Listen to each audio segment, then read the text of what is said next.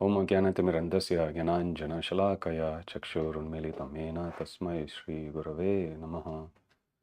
Shri Chaitanya Manobishtam Stapitam Yena Bhutale Swayam Rupa Kadamayam Dadati Swapadantikam Vandeham Shri Guru Shri Utapadakamlam Shri Gurun Vaishnavamscha Shri Rupam Sagrajatam Sahagana Raghunatanvitam Tam Sajivam Sadvaitam Savadutam Parijana Sahitam Krishna Chaitanya Devam Shri Radha Krishna Padan Sahagana Lalita Shri Vishakhanvitamscha He Krishna Karuna Sindhu Dinabandhu Jagatpate Gopesha Gopika Kanta Radha Kanta Namostate Tapta Kanchana Gaurangi Radhe Vrindavaneshwari Vrishabhanu Sute Devi Pranamami Haripriye Vanchakalpatarubhyascha Kripa Sindhubhya Evacha Patitanam Pavanebhyo Vaishnavebhyo Namo Namaha Jai Shri Krishna Chaitanya Prabhu Nityananda Shri Advaita Gadadhara Srivasadi Gaura Bhakta Vrinda Hare Krishna Krishna Krishna Hare Hare Hare Rama Rama Rama Hare Hare Mukhaṁ karoti vācālam pangum langāyate girim yatkripātamaham vande Sri Gurun Dinataranam Paramanandamādhavam Sri Chaitanya Ishwaram Hari Om Tat Sat Sri Sri Radha Gopinath Bhagwan ki Jai Jagat Guru Srila Prabhupada ki Jai Grantaraj Srimad Bhagavatam ki Jai Samaveta Gaur Bhakta Vrinda ki Jai Jai Nitai Gaur Premanande Hari Hari Bo.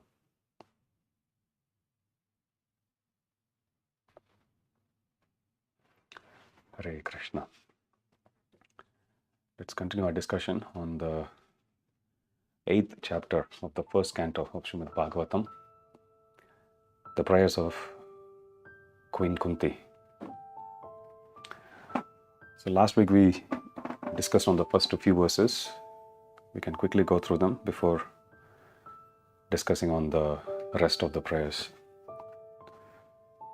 So Kunti Maharani, initially she offers her respects to Krishna. Namashe Purusham Swadhyam Ishwaram Prakrite Param Alakshim Sarva Bhutanam Antar Bahiravasthitam.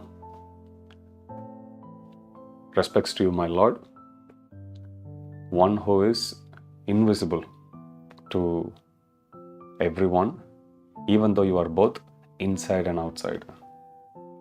How can somebody be both inside and outside but still be invisible? For that, she answers that question in the next prayer. Maya Javanikachannam Agyant Adoksajam Avyayam Na Lakshase Modadrisha Nato Natyo Daravyata. Just like how an actor hides behind the costumes and the makeup before going on stage, completely hiding behind the character. Even though the actor is still visible to everyone, nobody can still find out the personality, the person behind the character who is on show. Similarly, Krishna puts up this show as if he is a descendant of Yadu dynasty. He is a descendant of Vrishni. He is the cousin of Pandavas. He acts as if he is a very normal human. So that makes people bewildered and they mistake him to be yet another charismatic warrior. So Kunti Maharani says this is how, using Krishna's Maya potency, the veil of Yoga Maya, Maya Javanikachanam, that veil of Yoga Maya is actually bewildering everyone. And then she offers respects Krishnaya Vasudevaya Devaki Nandanaya Cha Nanda Gopakumaraya Govindaya Namo Namaha. She hasn't mentioned about Yashoda Maharani here. There's a separate verse for Yashoda Maharani, Yashoda Maya. In this particular verse, Kunti Maharani addresses Krishna in relation to each one of the other exalted devotees. First one is Krishnaya Vasudevaya, O Krishna, who is known as the son of Vasudeva. Devaki Nandanaya Cha, the beloved son of Mother Devaki. Nanda Gopa Kumaraya, the son of Nanda Baba, one who is the friend of all the cows, Govindaya, one who is the pleasure giver of all the cows, one who is the friend of all the Gopas and Gopis, Govindaya Namo Namaha. So she is offering her respects. In this verse, we saw how Krishna showed more favor to Kunti Maharani than even to his own mother Devaki. Kunti Maharani is the aunt of Krishna. Simply by going through these prayers, we can understand the position of Krishna's aunt. We read verses in 10th canto glorifying Yashoda Maya. So there, reading those verses, how she dealt with Krishna, we can understand about the exalted position. If somebody is to be known as the mom of Krishna, then this is the position. This is what it takes to be the mother of Krishna. Likewise, this section of prayers, the first set of prayers that you actually see in the first canto, even though in the past we have seen prayers, but nothing as elaborate as this. This is the first set of prayers. After this, you will come across Bhishma Dev's prayers in the next chapter. And it will go. There are many sections in Srimad Bhagavatam. Prabhupada writes especially about these prayers and nectar of devotion. How, when we go in front of the Lord, we can offer our own prayers, or we can even recite from the prayers of one of or many of these exalted personalities in Srimad Bhagavatam. Prabhupada specifically mentions about that. So, this is what it takes to be the aunt of the Supreme Lord. These prayers are known for their philosophical depth, known for their devotion within the heart of Kunti Maharani. It shows her humility, it shows her devotional maturity. These verses also show her exalted position as the devotee of the Lord, how detached she is. And today we'll see some verses which are really mind-blowing. How someone who had gone through so many difficulties in her life can still be so detached without being affected by any of the material security or prosperity. So here, Kunti Maharani says, "Oh my Lord, even though I'm just your aunt, you showed me more favor than your own mother Devaki." Devaki and Vasudeva, they were in prison. While in prison, Devaki gave birth to 6 children initially. They were all brothers of Krishna, but each one of them, as soon as they were born, Kamsa killed them. Killing kids is a heinous crime. Last week we saw when Ashwatthama released the Brahmastra, aiming towards the fetus, towards the baby in the womb of Uttara. His is more heinous than what Kamsa did, because Kamsa, at least he allowed the babies to be born and only then he killed. In many instances in Srimad Bhagavatam also we see, even when Hiranyakashipu had gone to the forest to do tapasya, the Devatas, feeling scared of him, foreseeing the future, or at least they predict the future, that however Hiranyakashipu's wife Kayadu is carrying, he will also be born as a greatest demon. So let us kill him as soon as he is born. So they don't kill the baby within the womb, but instead they arrest her. And when they were on the way to take her to the heavenly kingdom, to imprison her, wait until she gives birth to the baby and then kill the baby. And that's when Narada Muni intercepts their journey, and then he chastises the Devatas and tell them, you cannot actually do this. And secondly, the baby who is carried by Kayadu is a very, very exalted devotee of the Supreme Lord, Prahlad Maharaj. So he predicts the appearance of Prahlad Maharaj also. So you will see many instances where even when somebody has to be killed as a child, which is not at all supported by the Shastras, still if somebody is going on an adharmic way, and if they are still attempting to do, even among demons, even among demigods, even though they may sometimes be carried away by their passion, still they exercise very extreme caution not to kill a baby which is in the womb of a mother, because a baby is in a helpless position. So when somebody is in a helpless position, one should not actually kill. When somebody is not even born, the baby is not even in a position to defend himself or herself, then definitely one shouldn't. When you read these sections, we will understand the gravity of the crime, especially when, unfortunately, in modern times when people abort their kids, this is worse form of crime, worse than what Kamsa did, worse than any demons did. Even demons don't do this. That's how heinous it is. But because of lack of that knowledge, people think, this is my body, so I can actually do this. But actually, it's not our body. Our body, there is a certain boundary, but baby's body also has got a certain boundary. So abortion is not at all supported in the Shastras, and we can see even Kamsa knew the gravity of that crime, so he waited. He could have easily attempted to kill the baby even before taking birth. Even though he was being overcome by insecurity, he didn't kill, he waited until the baby was born, then only he killed. So here Kunti Maharani says that I feel more fortunate than Mother Devaki. Why? Because Devaki, when she gave birth to the 6 sons, each one of them, as soon as they were born, they were killed by Kamsa. And Krishna didn't protect. He let them die. Then only finally, when Krishna and Balaram, they killed Kamsa, when Mother Devaki was asking Krishna to bring her lost sons, that's when Krishna went and brought. So he let them die, and then only he brought them back alive. However, in Kunti Maharani's case, Krishna didn't let even one of the Pandavas die.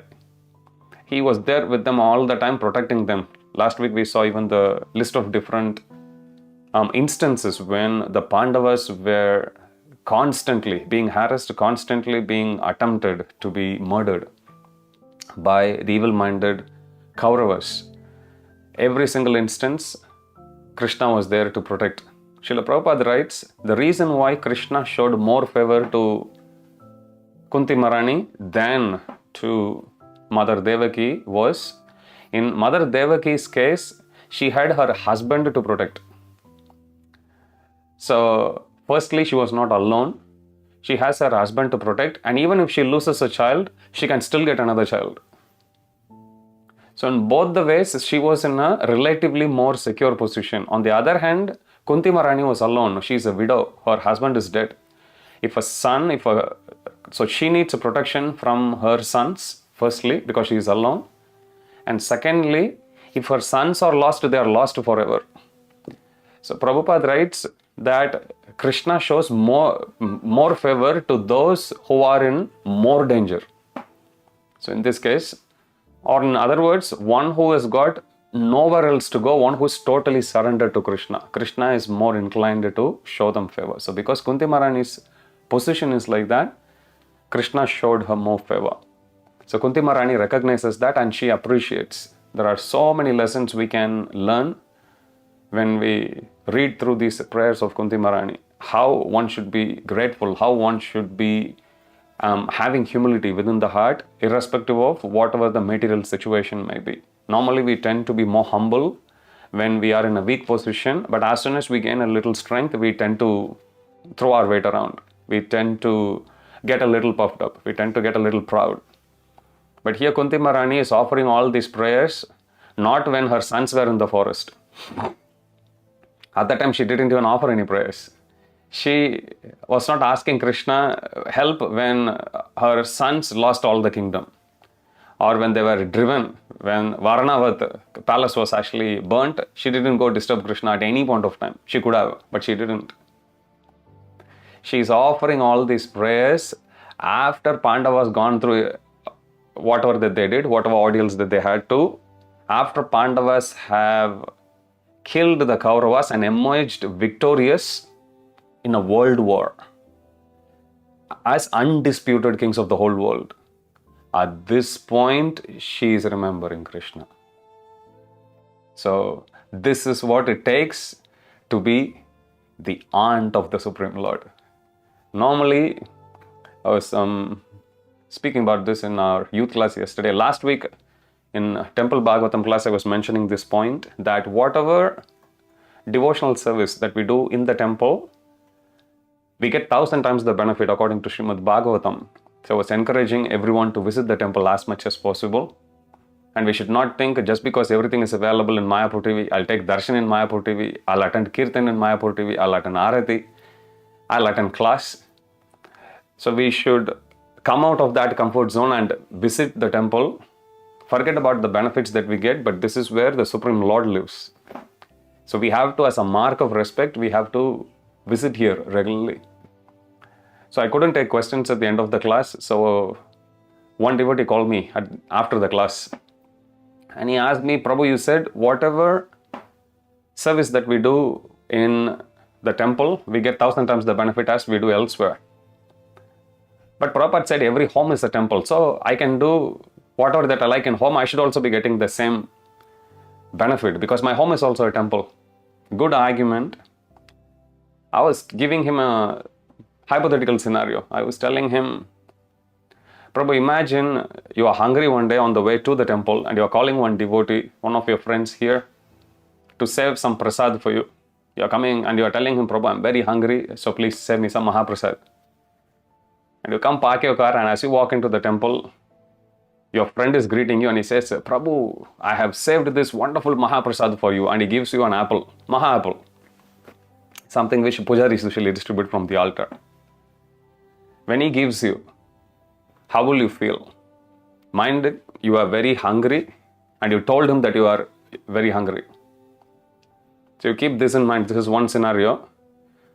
In the same instance, if the devotee greets you with a full plate of Mahaprasad, from Rajbhog Mahaprasad, with a cup of Maha juice also, and he greets you like that, how will you feel? Will you feel the same kind of pleasure? Then he said, no, Prabhu, of course I'll be most happy when I see a plate of Rajbhog Mahaprasad, even if I'm not hungry. On the other hand, if me, even after telling him that I'm very hungry, I'm coming there to the temple, please save me some prasad, if I'm greeted with just one apple, I'll feel upset with the devotee. In fact, I'll be very, very upset, he said.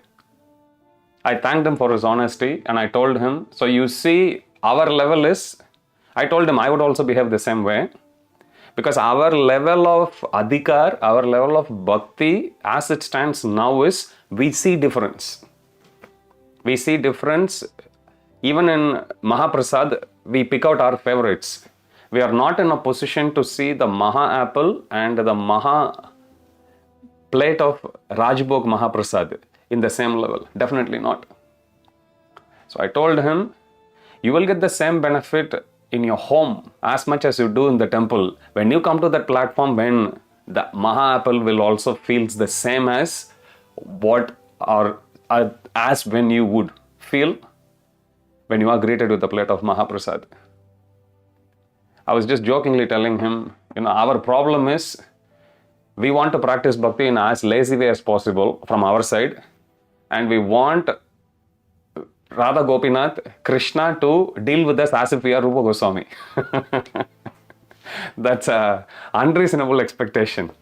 So we need to be very mindful that what is our level, our adhikar, and we should not try to twist the philosophical truth just to suit us. We should not selectively quote. Instead, we should take everything holistically and understand this is what the potential is, and that's been demonstrated time and again by the pure devotees of the Lord. When Raghunandan gives laddu and he cries to Krishna, you have to eat this, Krishna comes and he picks laddu and he eats. But we can't do that. It will be aparad from our side. So pure devotees, they can act in a certain way. Krishna reciprocates with them in a certain way. We are not pure devotees. Just because there is not same amount of reciprocation as what we would like, we should not actually doubt the process, nor should we doubt Krishna either. So we have to be very, very mindful where our level of bhakti is. We are wherever we are taking baby steps. So whatever that comes our way, we should feel grateful. I don't think any of us can confidently say, I'm not being reciprocated by Krishna enough. If we think about our quality of bhakti, even when we do, and honestly, if we take a very, very objective stance and observe how attentive am I chanting, or how diligently am I practicing bhakti, how meticulously am I executing my devotional service. If we give a honest opinion, honest appraisal about our performance, we'll always conclude that we don't deserve If Krishna is the personality that what the Shastras say he is, definitely this is not good enough. And this answer that this is not good enough will always be the case until we die, even after we die as well. Because pure devotees, they never feel that they have done enough bhakti. You can take Prabhupada's disciples. They have been doing for decades, 5 decades, 6 decades like that. They still don't feel that they have done enough. You don't see them walking around proud. Look at us. And you will see even Shastras, after years, thousands and thousands of years of practicing bhakti, you will see Dhruva Maharaj, you see Prahlad Maharaj. They are very, very humble. So expectation, be it spiritual expectation or material expectation, will lead to misery only. So we have to be very, very mindful that we should not have any expectation in our bhakti. You can have needs, we can go and express our needs to Krishna. That's fine. But after expressing our desire, we should leave it to Krishna. Krishna, whatever you give, I'm very grateful to receive. Whatever you give, I'll take it as your plan. That's a proper balance. So we should not demand. But in this case, Kunti Maharani's situation, she's been blessed by Krishna in so many ways. She never complained to Krishna. I'm your aunt. Why should I live as a widow? Why didn't you save Pandavas? Why didn't you say King Pandu? Or, I'm your aunt. Why should my sons go through this difficulty? They are your cousins. They are more attached to you than me. Why are they going through difficulty? She didn't mention any word. And later on, in next chapter, you will see Bhishma Dev, he would say, Daiva Tantram. How can Pandavas who are so righteous, who are so virtuous, who served the Brahmanas, they were accompanied by a group of Brahmanas because Brahmanas loved them so much. Even after Pandavas lost all the kingdom and they had to go for 13 years in the forest, for 12 years, everyone was there. Daumya Rishi. We have one devotee, Daumya Rishi, Prabhu. So Daumya Rishi, he is the head of all the Brahmanas there, who always accompanied Pandavas. Even when they were in the forest for 12 years. At some point, Yudhishthir Maharaj, when they were climbing to the higher realms of Himalayas, beyond our mundane vision, what you see in geographical map, what you see in video, what you see from NASA telescope, what is actually visible. They scale up all this and they go beyond that realm, heavenly realm, which is not visible to mere mortals like us. At that time, Yudhishthir Maharaj looks at all the Brahmanas and he says, please forgive us, now we are going to climb up more. And we can't guarantee what food we'll actually get. Even though we have Akshaya Patra, we may be able to give you only fruits or simple roots. And this is physically demanding. And if you think you can't cope with this, my humble request is, please excuse us. May we request you to please head back. And only those who would like to come with us, you can come. Very few go with them. Even further, Daumya Rishi was one of them. So they were serving the Brahmanas constantly. And finally, on the 13th year, when the Agyatavas period starts, the time of incognito starts, at that time, Yudhishthir Maharaj sends each one of them. He sends Daumya Rishi also to a safe place, to Dwaraka, and then he goes to the kingdom of Virat in disguise. So, the Pandavas, they had served everyone. Still, hardships came in their life. How is this possible? And then we'll see in the next chapter, Bhishma Dev says, all this is because of a plan of Krishna. Otherwise, it's impossible. Because everything that happened to Pandavas, they completely defy the law of karma, which normally would actually come. Now, you can compare that situation with us. In our case, we actually deserve, something negative coming to us, and we still blame Krishna. After doing something negative, and that's what I was telling, or rather teasing the devotees. We stay close to temple and then we go far away from the temple and then we blame temple is far. Temple is always here, 180 Falcon Street. You go far. So you have to make an effort to come now close by traveling. So you can't complain temple is far. So here Kunti Maharani's prayers to Krishna is coming from a very, very selfless, grateful, humble heart. So she is saying that, my Lord, you favored me more than Mother Devaki. How many times have we gone to Krishna and told him, Krishna, you are giving me more than what I deserve? We don't. Now we may think Kunti Maharani here is actually saying out of a humble heart, I'm not feeling very humble. So that's why we are in a position, or we are always in the position to ask Krishna more. Fine. We'll see as the prayers progress. Not only is Kunti Maharani humble, she's totally surrendered to Krishna. In fact, she loves whatever challenges that comes her way simply because it is favoring her bhakti towards Krishna. So here she says, you have favored me more than what you did for Mother Devaki. And then she offers her respects. Namo Pankajanabhaya, Namo Pankajamaline, Namo Pankajanetraya, Namaste Pankajangriye. 4 features of Krishna is compared here to lotus. Pankaja means lotus. Namo Pankajanabhaya.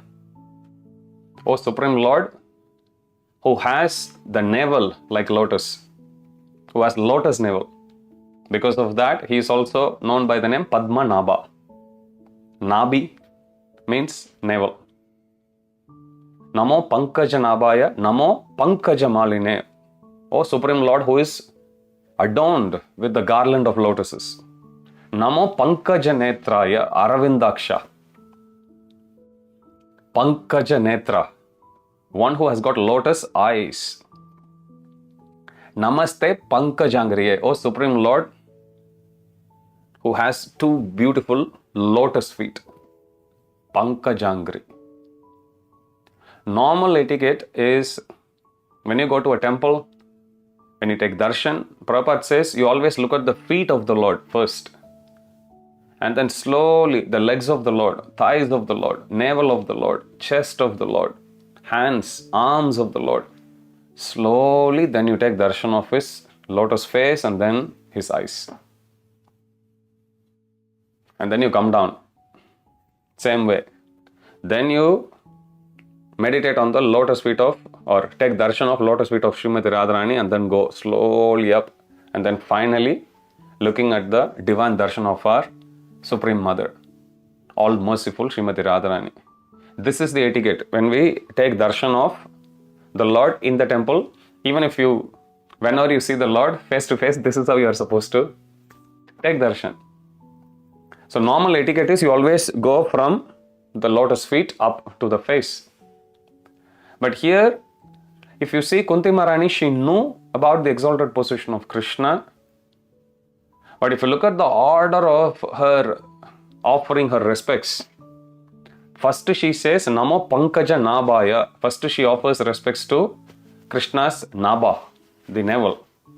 Namo Pankaja Nabhaya, then garland. Namo Pankaja Maline, then Namo Pankaja Netraya. Finally she is coming to the feet. Acharyas explain, because she is the aunt of Krishna, she is in a materially superior position. She doesn't want to embarrass her child, because Krishna is like her child. She is Krishna's aunt. That means Krishna is like her baby. So if she offers respects, first offering to his lotus feet, that will embarrass. How will we feel if our mother comes to us and says, oh, when we are grown up, when we were little child, at that time she might have played with our feet, massaging our feet like that when we are little baby to make us grow. So healthy. But when we are grown up and matured, let's say you are in 30s, 40s, at that time if your mother comes, you won't actually let her look at your feet or touch your feet like that, because it will embarrass you. So she is mature enough in her bhakti. She is sensible enough, sensitive enough here not to embarrass Krishna in the name of offering services. For that, she is ready to even breach etiquette. So this is again one parallel trait of pure devotees we will come across.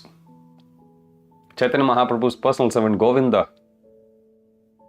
One day Chaitanya Mahaprabhu, after taking lunch, prasad, Chaitanya Mahaprabhu lies down blocking the doorway, but inside the room. So Govinda had to now be inside the room to massage Lord's lotus feet, which is the service he always offers. But Chaitanya Mahaprabhu is sleeping in such a way that he could see only his body, part of the body, but the feet is actually blocked by the room. In order to do that, he has to cross over the Lord's body to come to the other side to touch his feet to massage him. And that's what Govinda does. He crosses over the Lord's body, massages his feet. Chaitanya Mahaprabhu goes for his afternoon nap. When he opens his eyes, Mahaprabhu is surprised to see Govinda still seated at his lotus feet. And then he asks Govinda, Govinda, you are seated here. Did you take lunch, Prasad? Then he says, no, my lord.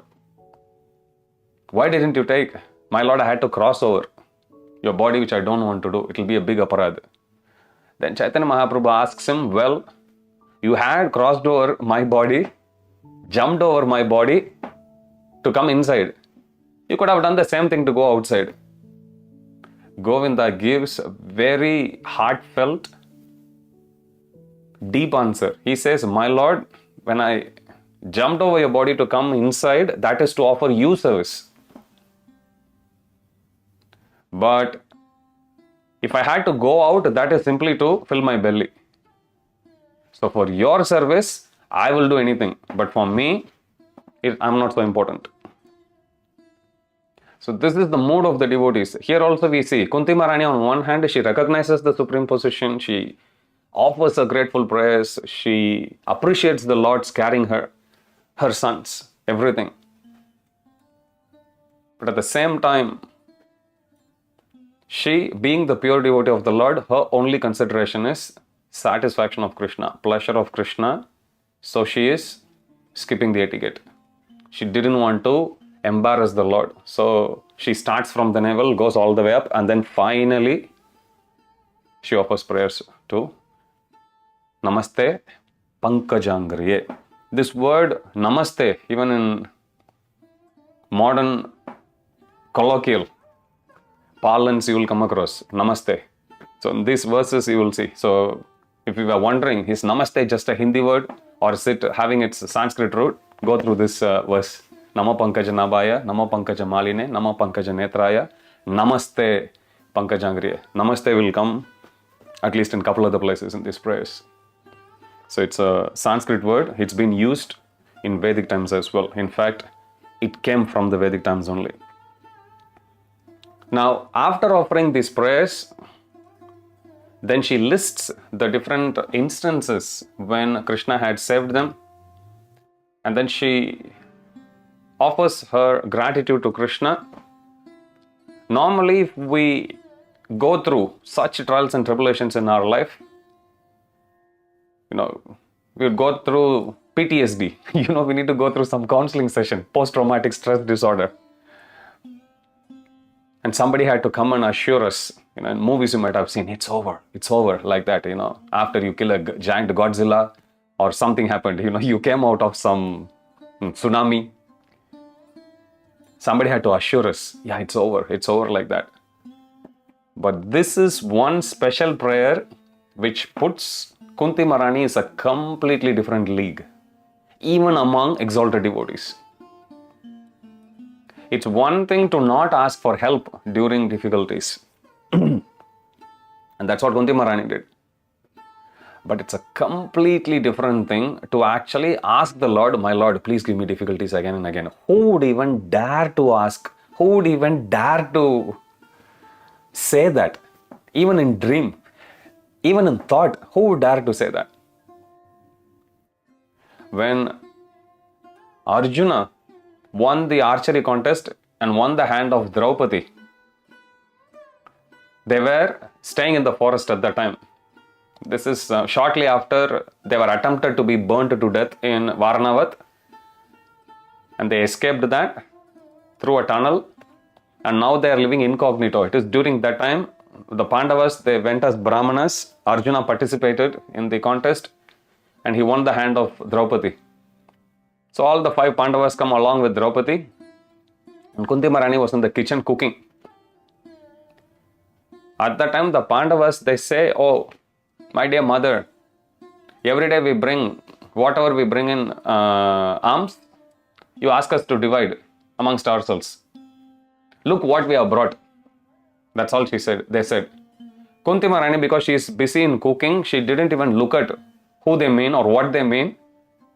And she told them, "Yeah, just like how you divide it equally among yourselves, divide this also." And she continues to cook. And now the Pandavas are stunned. And when Kunti Maharani, not hearing anything, when she turns back, that's when she also gets shocked. Because what they had brought today was Mother Draupadi. And then she comes and chastises, "Why didn't you actually tell me what you have actually brought?" And then she says, "What are we supposed to do? Because whatever I have said in my life is only truth. Whatever I have said in my life will come to pass. What are we going to do?" And then they take advice, and finally, even consulting with Vyasadev, it gets decided that all 5 will actually marry Mother Draupadi. And Yudhishthir Maharaj, when she proposes that, when there were some people who are like raising doubts, this is very uncommon, unusual for one Mataji to marry 5 husbands. And at that time, Yudhishthir Maharaj says, "No, what mother says is true because it feels right for me." And then, based on Shastric evidences, finally they conclude, yes, they will actually go ahead with the marriage like that. Kunti Maharani, in that pastime, she had said, "I have only spoken truth. Whatever that has come out of my lips will come to pass." That was the power of truth. That's the power of somebody always speaking the truth. Now let me bring to your attention a wonderful prayer here. Vipada Santata Shashvat Tatra Tatra Jagat Guru. After listing out all the different situations, when the Pandavas went through difficulty, when their life was in danger, when their fame, when their dignity was in danger, Krishna had protected them. She is offering this prayer right after that, after remembering the different instances when Krishna had protected them. And now she is saying, Vipada Santuta Shashvat Tatra Tatra Jagadguru. My Lord, may all those calamities befall on us again and again and again.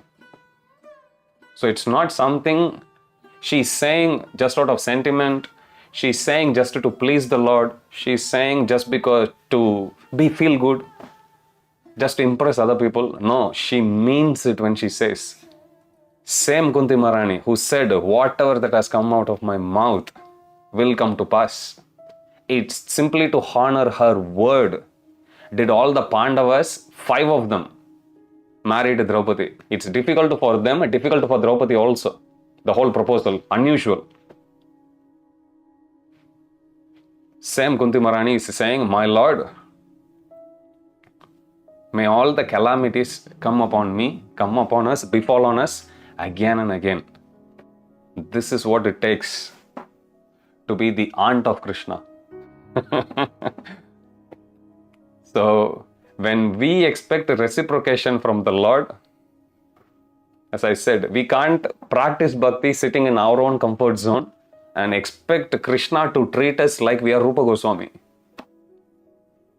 We have to be very reasonable in our expectation, which means when we genuinely, honestly, objectively assess where our bhakti stands, we'll actually lead a very, very peaceful life. Desire is the root cause of all miseries. Unreasonable desire, even inside Krishna consciousness, will cause misery. When we chant Hare Krishna, once one of the youth asked me, Prabhupada says when we chant Hare Krishna, we feel pleasure. But when I chant Hare Krishna, I'm not feeling much pleasure. In fact, many times it's just anxiety. And I told him, when we chant Hare Krishna, we should not chant Hare Krishna to derive pleasure out of it. That's a very wrong approach. We should chant Hare Krishna simply to give pleasure to Radha Krishna. If we simply offer even chanting of Hare Krishna as our offering our love, as our offering of pleasure, as our offering of enjoyment to Krishna, then Radha Krishna will be pleased. Because they are pleased, we will also be pleased. That's how it works. Happiness is not something you can just stick your arms out and grab and take. It doesn't work like that. So we have to humbly offer our service to Krishna. Philosophy is yatataror mula nisechanena tripyanti tatskanda bhujopashakaha pranopahara chayatendriyanam tataiva svarhanam achyuteja. Just like how the food that is offered to the stomach nourishes the whole body. Just like how watering the root of the tree nourishes the whole plant. Similarly, when we offer our service to Krishna, when Krishna becomes pleased, only then we will all be pleased. So everything that we offer should be simply for the pleasure of the Lord. Even when we do homa, we may say nourishing a homa.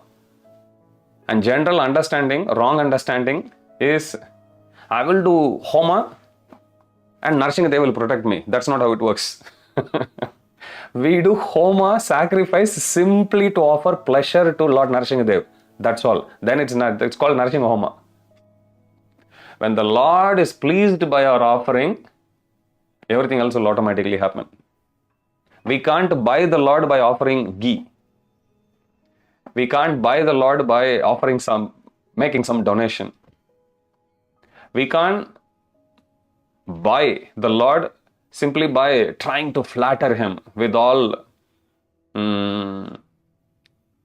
dishonest prayers, so to speak. Prayers which we say but we don't really mean. That's not how we can win the favor of the Lord. That's not how we can be pleased either. So Prabhupada said, whatever that we do in bhakti should be of substance.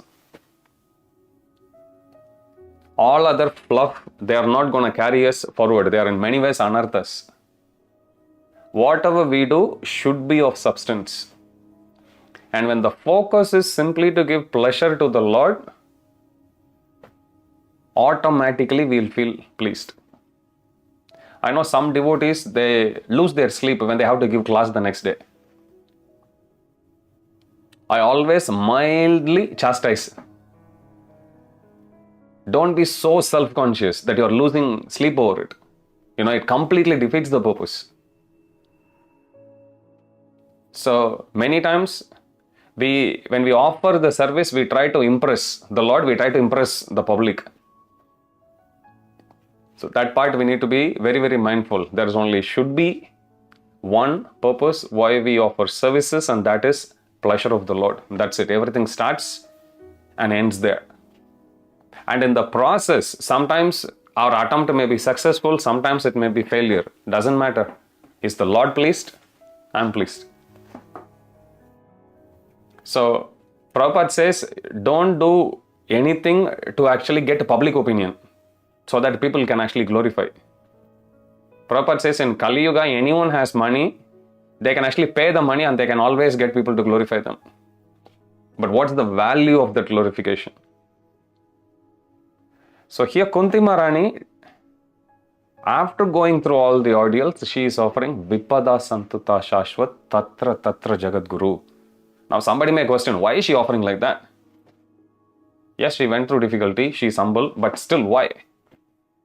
Then she says in the next two lines, Vipada Santuta Shashvat Tatra Tatra Jagat Guru Bhavato Darshanam Yatsyad Apunar Bhava Darshanam. My Lord, whenever there is difficulty, at that time we get your darshan. And whenever we get your darshan, then we don't need to take darshan of Apunar Bhava Darshanam. We don't need to take darshan of this material world again. This is the reason. Simply to be in the association of the Lord, she is saying, if trouble is all I have to go through, I will go through. In Govardhan Leela, when the Samartaka cloud was summoned upon by Indra to inundate and to flood and drown the whole Vrajabhumi. Krishna picked up Govardhan hill and he held it like an umbrella, protecting all the residents of Vrindavana. At the time, when Indra sees Krishna's attempt to protect, he started to throw his thunderbolt weapon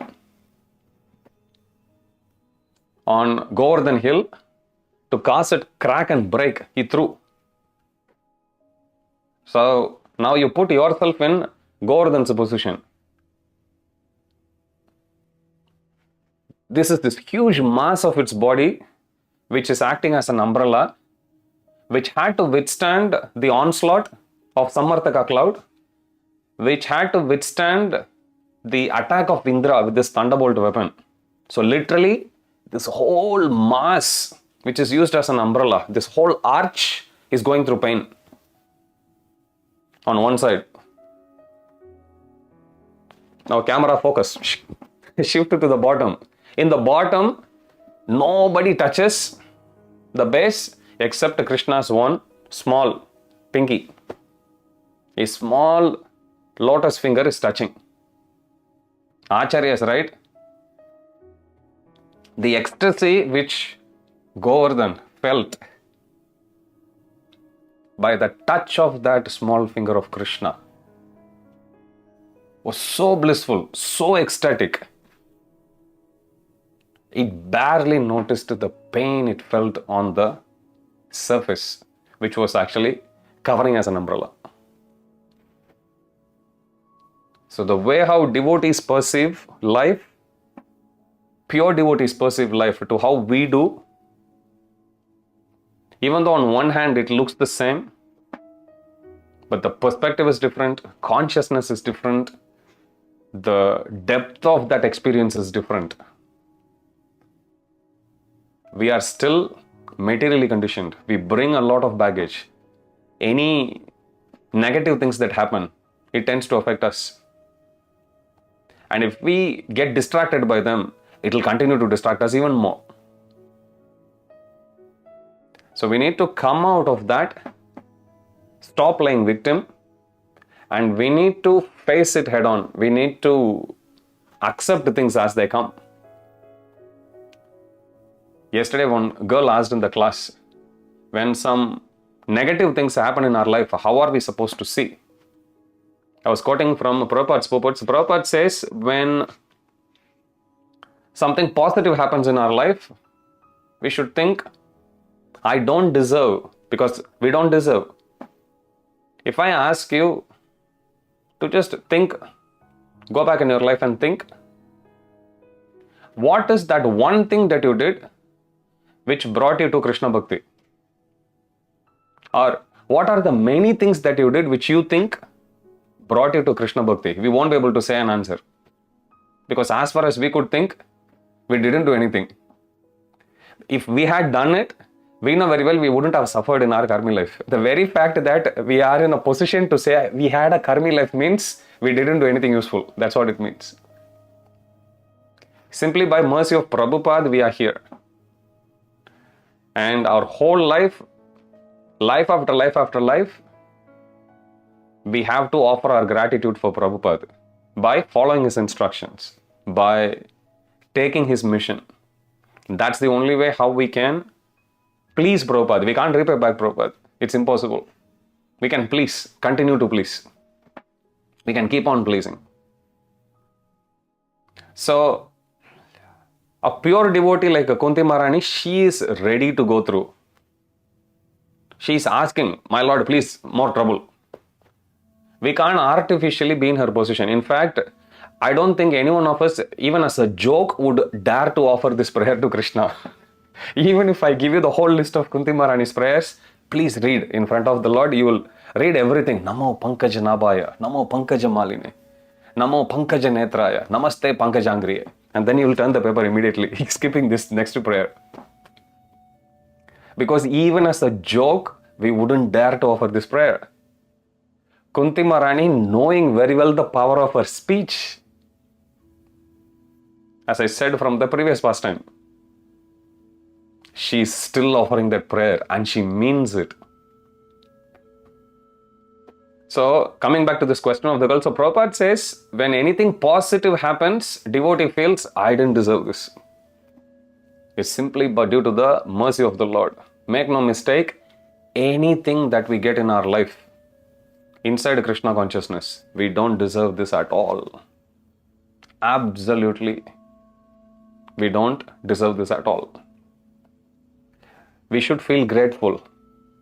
Many times I see there is sometimes misunderstandings between the devotees, mainly because of this reason. When the gratitude is lost, kritagnata, and that's dangerous. Reason why that is dangerous is, Bhagavatam says, there are many emotions, passionate emotions, tamasic emotions also a human may go through. Feeling lusty, passion, tamoguna also, ignorance also there. Somebody may feel anger, again, low modes, emotions in lower modes. Someone may feel a little happy, okay, mode of goodness. Some emotions you may go through. Bhagavatam says the worst quality which a human can demonstrate is not lust. Surprise, surprise. It's not lust. It's not anger. It's not greed. It's not envy. It's not madness. It's not jealousy. It is lack of gratitude. Kritagnya and Kritagna. Kritagnya means gratitude. Krita means work. Jna means knowledge, remember. So somebody had done something to you and you remember what they had done for you, that means that's a gratitude. In a good sense, that's Kritagnya. Kritagna means somebody has done something for you and you have comfortably forgotten. That's a Kritagna. We are in Krishna consciousness not based on our effort, absolutely not. We are 100% mercy case only. Make no mistake, of the three types of devotees, Sadhana Siddha, Kripa Siddha and Nitya Siddha, we all come under the category. If you are an ISKCON devotee, Kripa Siddha only. None of us made any effort. Nobody is a pure devotee, nobody is a born saint. Let's just face it. We don't deserve. We are here simply because either Prabhupada had reached out to us directly or through his disciples, through his books, somewhere, somehow. But mercy came from only Prabhupada. That's our only fortune.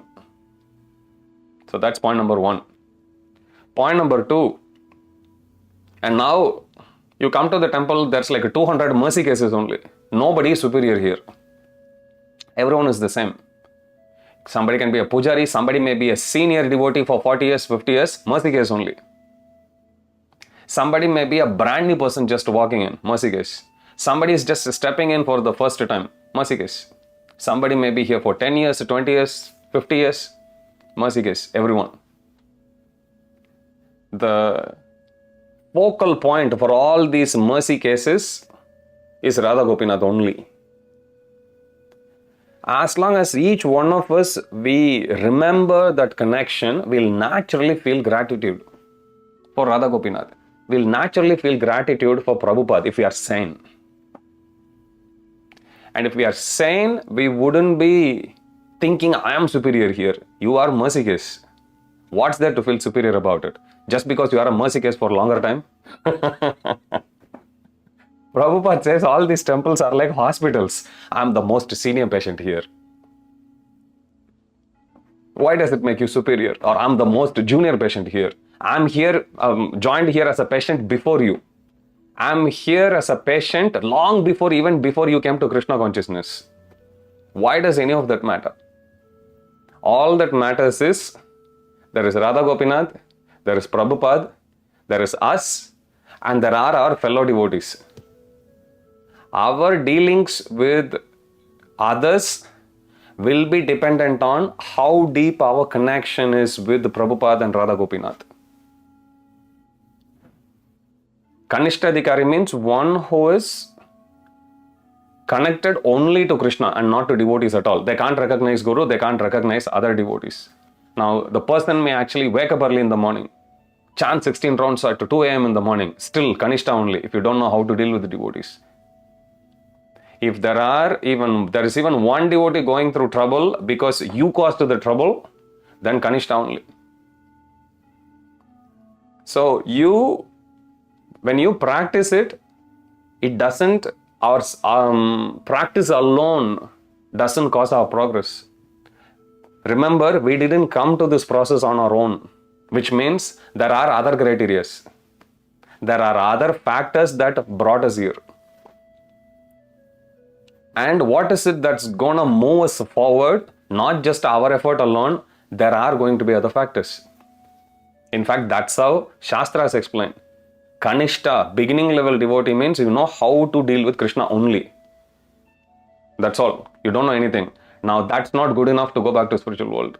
That's not good enough even to please Krishna. So only one when comes to the second level, which is the person, the devotee, Vaishnava or Vaishnavi knows how to deal with Krishna and how to deal with all the other devotees. That is when maturity comes. That is how progress is gauged according to the Shastras. So just because somebody may be here for 30 years, but if they don't know how to deal with others, then they are still Kanishta. Sorry. Shastras are not wrong. Whereas somebody may be a brand new person just coming yesterday, they may show more maturity and they may please Krishna even more better. They are considered to be Madhyama. Surprise, surprise. So progress is not based on seniority. Progress is not based on the quality of our austerity also. As I said, we are all mercy cases. At what point do we think, or can we even dare to think, I have done chanting enough, so Krishna has to take me back to Godhead? Impossible. So we have to understand this fundamental point. When we go through these prayers, we need to get into the mood of the devotee offering these prayers. And here is Kunti Maharani, who is the aunt of Krishna, who has 5 sons who are pure devotees. Daughter-in-law is a pure devotee. The next generation also. Prabhupada writes about Uttara. Uttara's father was king of Virat. Prabhupada says he was a very exalted king. Her father was an exalted king. She was a wife of a great hero, Abhimanyu. Her teacher, Arjuna, was a pure devotee of the Lord. And her son, Parishit Maharaj also was an exalted personality. So Prabhupada says Uttara's position is so fortunate. Because literally in any direction you see, she was connected to exalted personalities. Her father, her husband, her teacher was Arjuna, Brahannala at that time, and her son also Parishit Maharaj. So our position here is not because of our endeavor. We think we are able to wake up early so I can come chant. That doesn't mean we should not wake up early and chant. We should. But that alone cannot determine if it's going to give us pride, if it's going to make us actually deal with the devotees in a not so ideal way. So humility, if we just address this one, or even taking a step back, gratitude. If we address this one single shortcoming, all the problems will be solved. The root cause of all problems is our lack of gratitude for what Krishna has given us. Because if we are feeling grateful, we'll definitely not dare to look down upon others. We'll definitely not dare to say anything negative to disturb others. We wouldn't dare, it won't fit in our conscience to do anything negative. So if a person actually does like that, it simply means they lost their gratitude for bhakti. That means we don't know how much Krishna will be pleased by their act. We don't know how much they are also pleased by what they are doing themselves. So we have to be very, very mindful to remember this one quality, Kritagnya. Krita means to do something. Krishna has done something. Gopinath has done something for us in the past. Nya, we need to remember. We need to be in knowledge of that. And it's not something which Krishna has done before Krishna made us to actually become a Hare Krishna devotee. No, He is doing for us every single day, every single time, every single moment. If we are having that level of consciousness, then we'll be too busy counting our blessings. At every moment, we'll be too busy shedding tears of gratitude. My Lord, I don't deserve this. My Lord, I was rotting. My Lord, you are putting me in such an exalted position. One suggestion I will actually give, something which I personally follow, have been following for past, I think 10, 11 years maybe, is you can write journal. Journal means you write down things which, I do this, I don't write anything which is negative. I write things where I felt grateful. So I have it written from my first day in Krishna consciousness till now. Even though I started writing, when I decided to write about like 11, 12 years ago, at that time I thought, okay, my memory is still fresh. Somehow by Mataha Smriti Jnanam Apohanam Cha. Why I remember, I don't know. Why I forget something, that also I don't know. I still remember the very first day I went to kindergarten. My kindergarten teacher also still knows me. So when I go after like what, 41, 42 years, even if she looks from far, she would call me by my nickname. She remembers that much. I still remember the day when I stopped drinking milk from a feeding bottle. I still remember. In my joint family, they made me come and everyone clapped. I was very proud. Yes. So we remember. So at that time it was fresh, it is still fresh and I don't want to forget. So I write it down. So in the last 18, 19 years, if you ask me, what did you do in this year, this month? So that's the lowest denomination I go to. I go month by month. You write and you can go through them from time to time to understand from where you started and where you have now, where Gopinath has brought us. And devotees means they'll have no time for prajalpa, no time for politics, no time for offending others. Excuse me. They'll be too busy shedding tears of gratitude. They'll be too busy offering their prayers. They'll be too busy thinking about Radha Gopinath, offering prayers to Radha Gopinath, making plans for Radha Gopinath, serving Radha Gopinath, making devotees for Radha Gopinath, understanding if I simply bring fallen conditioned souls to the shelter of Radha Gopinath, it will please Radha Gopinath so much and they'll be too busy preaching,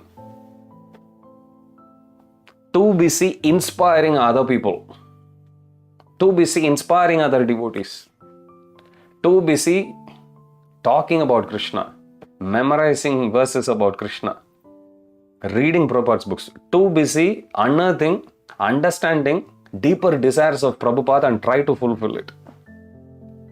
This is what a Krishna conscious devotee would do. A Krishna conscious neophyte devotee or not so Krishna conscious neophyte devotee will do politics, will try to prove to the whole world how senior they are, try to prove to the whole world how great wonderful service they are doing, prove to the whole world without giving any name, number and posting all anonymous, I call anonymous criticizers as Mayavadis because they don't give name, they don't give the form, how they look, they don't give the number, nothing. Mayavadis only. We don't need to take any of that seriously. Devotees will be a Krishna conscious devotee will not do any of that. Krishna conscious devotee means one who's too busy serving Krishna.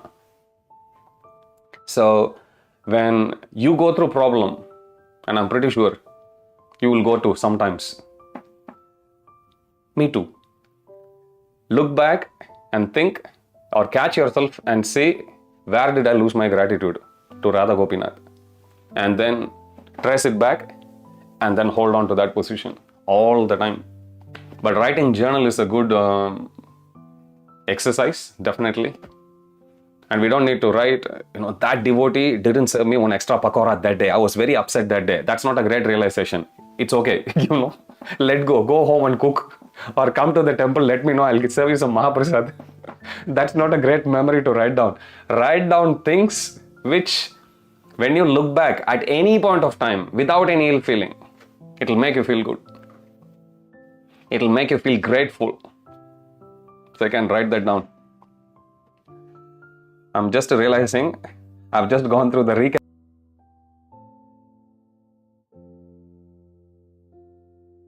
Okay, I'll definitely, I promise, finish this prayers in next class. We'll stop here and we'll ask you for any questions. I have one from last couple of weeks. Somehow I forgot. This is from Kate Mataji. Her question: Sutta Goswami lists the qualities of the speech of Draupadi. Thank you for highlighting and spelling out this guidance from a pure devotee of right action to help us with our own personal course of action, decision, etc.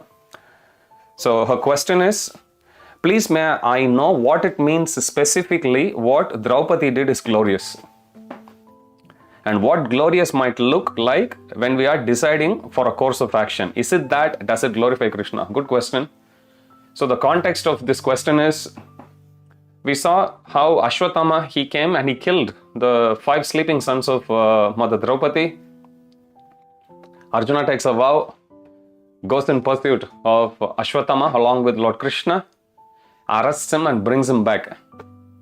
And now Ashwatthama is totally at the mercy of Draupadi. And at this point, we saw Draupadi listed out different arguments. One, she said that he is a Brahmana, so a royal order shouldn't kill a Brahmana. He is the son of your Guru. Don't forget, you are whatever you are. Your fame, prosperity, your skills, everything has come from your Guru. In the absence of the Guru, or rather, Ashwatthama should be given same respect as your Guru. Third thing, your Guru has died, Dronacharya has died. Ashwatthama is now considered to be his replacement. He is like the extension of his Guru. So killing him will almost be same as killing your own Guru. I have gone through difficulty of having lost all of my 5 sons. Why should Kripi, who is Kripacharya's sister and Dronacharya's wife and Ashwatthama's mother, why should she has to go through the same pain which I went through? So like this, she gives many reasons and she says, please spare his life. And finally, his life is spared. So there, Sutta Goswami lists all these different qualities. She was equal to all, glorious, without duplicity, so on and so forth. So here Kate's question is, how is Mother Draupadi's act glorious? Just because, is it because she acted in a way to please Krishna? Yes. There are different types of dharma. Arjuna speaks about this in the first chapter of Bhagavad Gita. There is Jati Dharma, Kula Dharma, Manav Dharma, Stri Dharma, Swadharma, Nitya Dharma, so on and so forth, Abad Dharma. So many different dharma. So among these, each of these different levels, different dharmas, they are categorized at different levels also. Topmost dharma is Paro Dharma. Savai Pumsam Paro Dharmo Eto Bhaktir Adok Saje. Offering devotional service to the Supreme Lord Krishna, that is the topmost dharma of all. Pure devotional service to Krishna. So in relation to that, every other dharma should either be sometimes compromised, sometimes adjusted, sometimes they have to be married together. You have to find a middle ground to still keep the Paro Dharma intact and then to bring some kind of a middle ground for all the other types of dharma. Some give and take will be there. So here in this scenario, nobody would have doubted Draupadi's position. Nobody would have blamed Draupadi if she said kill him. There is no need for her to give consideration for Ashwatthama's Guru. His Guru also did mistake. of joining sides with Duryodhana. How does 2 minus make a plus? Son did a mistake, Guru also did a mistake here, but she is not looking at the negatives, she is looking at the positive only there. Prabhupada says, devotees means they have honeybee mentality. Karmis, they have fruit fly mentality. Honeybees, they go to different flowers seeking the nectar only. So devotees are compared to honeybees. Whereas karmis or those people who do prajalpa, they just look at people's faults. They go to all filthy things. They land on people's wounds. They go on rotten things, try to take some juice out of them. Mother Draupadi, she is actually seeing. Mind you, Ashwatthama has committed a crime more worse than what Kamsa did. More worse than what any other demon did in the past. I don't recollect remembering, or I don't recollect any pastimes from the Puranas where even the demons killed an unborn child. Ashwatthama committed, attempted to do, or soon he'll do. He had already killed also sleeping sons. That's how worst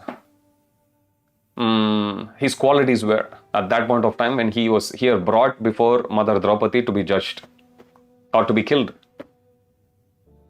And here she is saying, please spare his life. So nobody would have blamed her if she said kill him. And she had every right. Like when Krishna actually tried to instigate Arjuna, saying, an insane person, mattam pramatam unmattam. Somebody who is mad, insane, somebody who is balaka, somebody who virata, one who doesn't have a chariot, one who is running back, one who surrendered, prapannam, they should not be killed. They should be spared. But Ashwatthama breached all of that. She could have cited all of those reasons and say, this person, this heinous man doesn't deserve to live, kill him. No.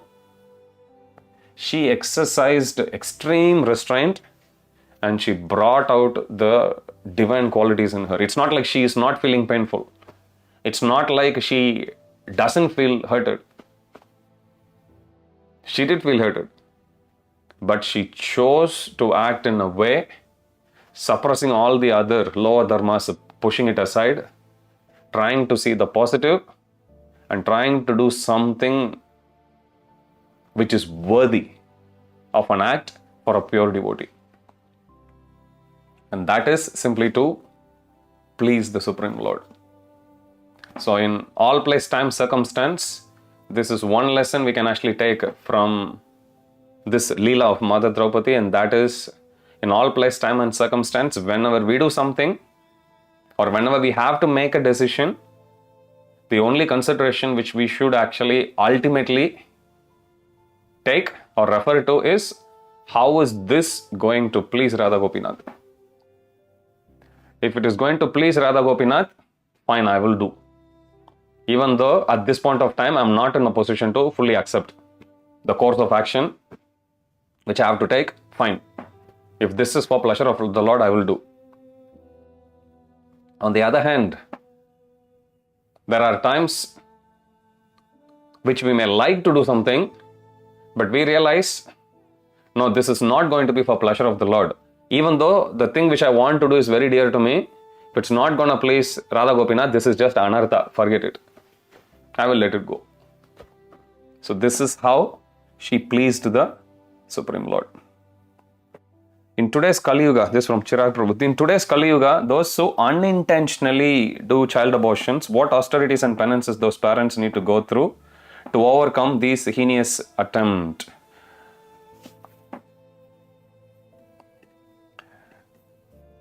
There are some questions which are like better not to be answered. And the reason is, with our Kali Yuga tendency, we will always try to exploit everything. of the 4 tendencies that are given, tendency to make mistakes, imperfect senses, cheating propensity. Cheating propensity is more for us. Tendency to get illusioned. So as soon as we come across one tiny atonement or loophole, everyone will exploit that. So to even attempt to even understand, to study from the Shastras,